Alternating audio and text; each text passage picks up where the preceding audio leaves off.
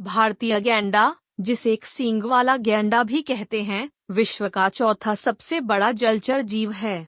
आज यह जीव अपने आवासीय क्षेत्र के घट जाने से संकटग्रस्त हो गया है। यह पूर्वोत्तर भारत के असम और नेपाल की तराई के कुछ संरक्षित इलाकों में पाया जाता है, जहां इसकी संख्या हिमालय की तलहटी में नदियों वाले वन्य क्षेत्रों तक सीमित है।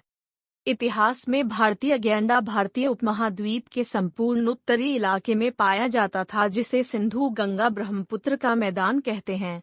यह सिंधु, गंगा तथा ब्रह्मपुत्र नदियों के मैदानी क्षेत्रों में पाकिस्तान से लेकर भारतीय बर्मा सरहद तक पाया जाता था और इसके आवासीय क्षेत्र में नेपाल, आज का बांग्लादेश और भूटान भी शामिल थे। ऐसा माना जाता है कि यह बर्मा, दक्षिणी चीन तथा इंडो चाइना में भी विचरण करता हो, लेकिन यह सिद्ध नहीं हो पाया है।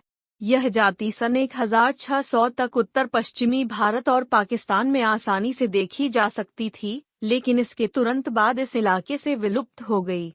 अपने अन्य आवासीय क्षेत्रों में भी यह सन 1600 से 1900 तक तेजी से घटे और 20वीं सदी की शुरुआत में यह विलुप्तता की कगार में खड़ा था।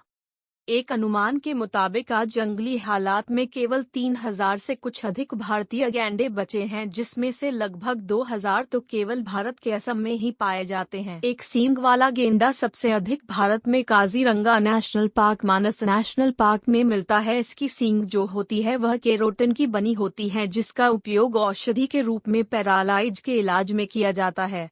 और शायद यही कारण है कि यह तेजी से शिकार हो रहे हैं और विलुप्ति के कगार पर आ पहुंचे हैं। पश्चिम बंगाल के जलदापरा अभयारण्य में गेंडों की मुख्यतः शरणार्थी नस्ल मिलती है।